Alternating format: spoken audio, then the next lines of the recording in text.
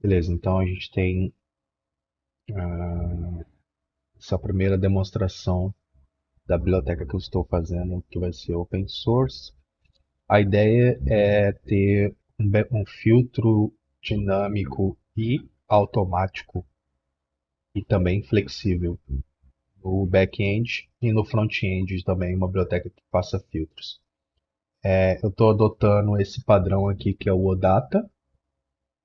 Ele vai definir formas de se filtrar os itens. Ver se eu acho uma documentação aqui, get started.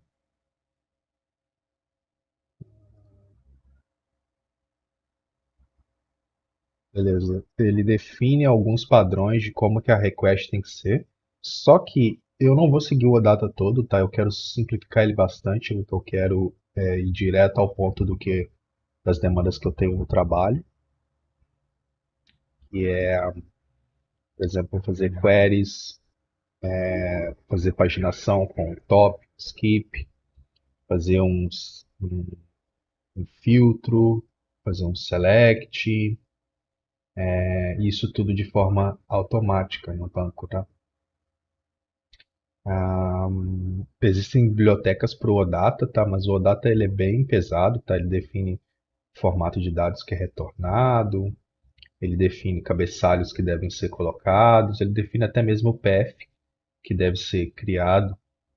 E qual que é a desvantagem disso, né? Ele não segue o REST. O que eu quero fazer é uma coisa que seja mais simples e que dê flexibilidade para o desenvolvedor criar o REST dele. O desenvolvedor vai fazer os controladores da forma que ele achar melhor.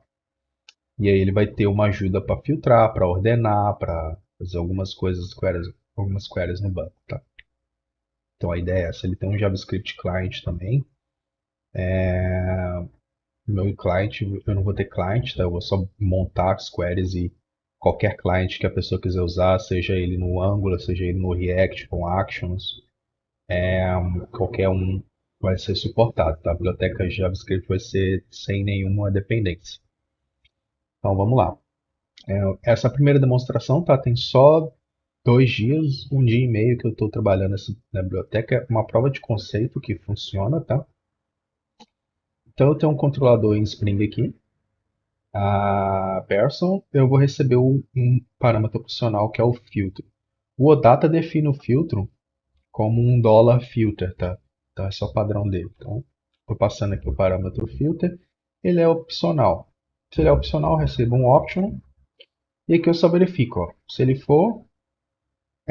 não existir, eu retorno um filtro vazio, né? Eu crio um filtro vazio. Então eu imprimo, dou um log no filtro e aqui eu realmente faço um builder no filtro, tá? Até então o filtro está só no formato de string e quando eu der o builder, ele vai transformar num objeto que possui os parâmetros que é possível um programador verificar, se quiser, né? Customizar a lógica. E é isso que eu estou passando. O find by all by filter no serviço. Ele recebe o filters. Então, aqui no filters, eu poderia fazer assim, ó. Vou comentar isso aqui, que é um outro exemplo. Vou descomentar isso daqui. Quando eu recebo os filters, eu vou fazer um builder. Eu vou pegar um builder de predicado, que é uma classe que eu criei também para essa biblioteca. No caso, esse predicato está acoplado à biblioteca do Query DSL, tá? Que é para fazer queries no banco de forma flexível e para montar essas queries, né? O Query DSL tem uma integração com o Spring Data Repository, por isso que eu estou utilizando ele aqui, e é uma biblioteca muito boa também para fazer queries.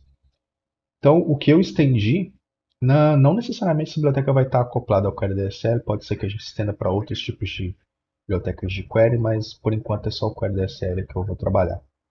Então, eu crio um builder, passo quais os filtros que eu recebi da URL. Aqui o builder é da classe personal. Personal é uma entidade com ID, nome, sobrenome, data de aniversário e tamanho da pessoa. Então, esse cara aqui. E aqui é o nome da entidade que ela é. criada quando o Query DSL gera as suas são metadado, né? Porque o Query DSL trabalha com um builder no Gradle e no Maven que ele vai pegar todas as entidades e gerar um metadados dessas entidades, que é isso que ele usa para fazer as queries, tá? Esse person aqui, ó, essa é a chave da pessoa que tem que ser igual ao que eu estou passando ali como parâmetro, tá? Para eu conseguir montar dinamicamente essas queries aqui. Caso contrário, eu teria que usar essa que é personal para montar. E aí teria que codificar realmente, mas eu quero que seja dinâmico, né? Eu não sei que a pessoa escolheu o nome, que a pessoa está fazendo um filtro pelo last name, por exemplo. Então, isso tem que ser dinâmico nesse caso, né, do builder. O builder então faz isso dinamicamente. Então ele transforma uma lista de filtros numa lista de predicados, tá? Ou num predicado só, no caso, não é uma lista. Quando eu dou um get predicate, ele retorna um optional de predicate. Por quê? Se o filtro for vazio, ele vai retornar um vazio, um predicate vazio. Então eu verifico, ó. Tem predicado? Tem. Find all com predicado. Caso contrário, find all sem predicado. O que esse find all aqui recebe? Né? Recebe um predicado, que é do query DSL, e o query DSL faz o filtro tudo no banco para gente.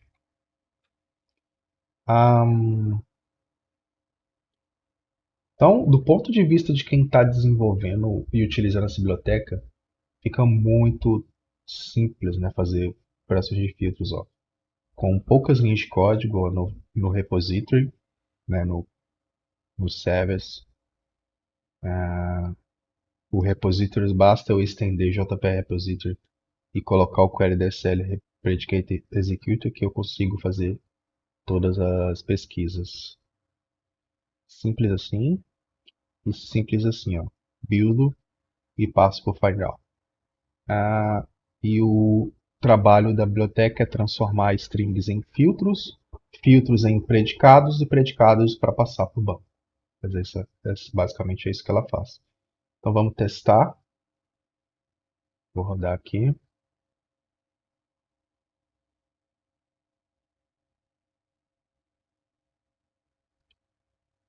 Aqui eu tenho. Eu vou buscar sem filtro. Então é retornar todas as pessoas. Agora eu vou fazer um filtro que eu vou pegar todas as pessoas que têm o tamanho maior que 185 centímetros. Então, ó, só 1,90 m, 1,96 m, somente maior que 185. Agora eu vou fazer um exemplo em que o nome tem que ser igual a Duncan. Quando eu passo aspas simples, eu sei que isso aqui é uma string, então eu já transformo para o objeto correto no filtro, quando eu faço transformação. Aqui eu vou fazer maior que 185.5. Quando eu tenho um ponto, eu sei que é um double, né, que é um ponto flutuante. Então eu transformo para double, aqui eu transformo para long, eu transformo para double. E beleza, funciona também.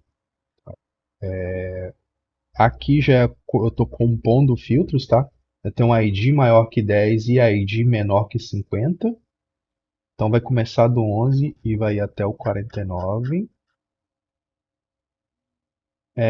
Por enquanto eu não tenho operadores lógicos, tá? Do tipo, todo filtro que eu localizo na string, eu monto ele com end, então é acumulativo. Mas eu pretendo colocar também operadores lógicos, tipo, eu vou colocar um end, um or, e aí ele vai verificar ou um ou outro. Então dá para fazer queries um pouco mais complexas aqui. Então aqui o ID tem que estar nesses números aqui, ó, 1, 2, 3. ID tem que ser igual a 1 ou 2 ou 3. Então 1, 2 e 3. Aqui ele tem que ser 2, 2 e 3 e 4 e menor, e o weight menor que 80. Vamos fazer sem esse H, ó. Então 2, 3 e 4 ele retornou. E esse cara aqui tem 184 e esse cara tem 167. Então vou colocar o filtro que ele tem que ser menor que 180. Então retornou só esses dois agora. Então ele concatenou esses dois filtros aqui. E o contrário, o in também ele é um set, né? Então ele remove duplicados, tipo, se eu passar 5 e 5 aqui, ele não vai filtrar, não vai criar uma query, vai criar uma query mais performática, né? Ele vai remover os duplicados. Tem que ser vírgula, não pode ser espaço, porque o espaço aqui define as palavras-chave, né? Se eu colocar um espaço aqui, eu vou dar um interno sobre erro, porque eu não tenho tratamento ainda. Eu comecei agora, né? Mas não dá certo, porque ele bagunça toda a query, a extração das queries aqui, não dá certo. Isso assim. E por último, eu tenho um filtro customizado e complexo, porque nada impede, né, apesar de eu estar montando esses filtros automáticos, de eu montar meu próprio filtro, né? Esse aqui é um exemplo de eu montando o próprio filtro. Não é o melhor código do mundo, mas assim, para cada eu percorro todos os filtros. Se o nome do filtro for igual a esse filtro customizado e complexo, eu pego o valor. Eu não estou fazendo nada com o valor, mas eu falo que a data de aniversário tem que ser depois da data local e o nome tem que ser igual a ou, né? No caso aqui é um ou, não é um end. Ou o nome tem que ser igual a Duncan, né? Ou Duncan. É, retorno, retorno o filtro, né? Vamos testar.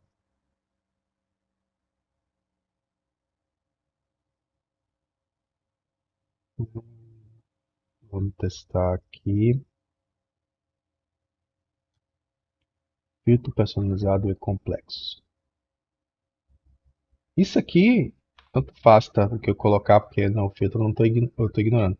Mas para ele gerar um filtro, realmente ele tem que ter algum operador e tem que ter algum valor, tá?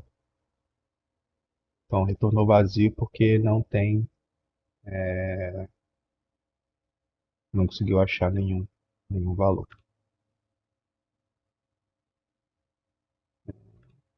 Duncan ou um ou outro. Hum, Filtro personalizado. E deveria ter retornado um Duncan aqui.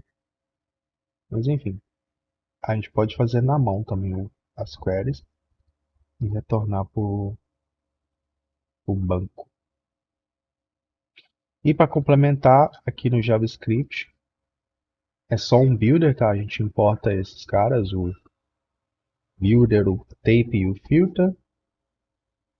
E aí segue o padrão builder, adiciona filtros. O filtro também segue o padrão builder, com o nome, o tipo, o valor do build. A mesma coisa aqui no caso é um equals, aqui é um in. O in recebe um array. O equals recebe o valor, que pode ser string ou número. E aqui pode ser um array de string ou um array de números. E dou um build, ele vai gerar um filtro mais ou menos nesse formato aqui, ó, name, equal value, order, in, 2, 3. E aí qualquer framework JavaScript vai ter suas formas, né? No caso aqui do Angular eu criaria um HTTP params e mandaria o filtro nos parâmetros. É, é isso. A biblioteca tranquila de programar. Eu programei só como prova de conceito aqui, eu vou melhorar bastante o código para ser mais, tá mais clean e não ter bugs. E é isso. Valeu!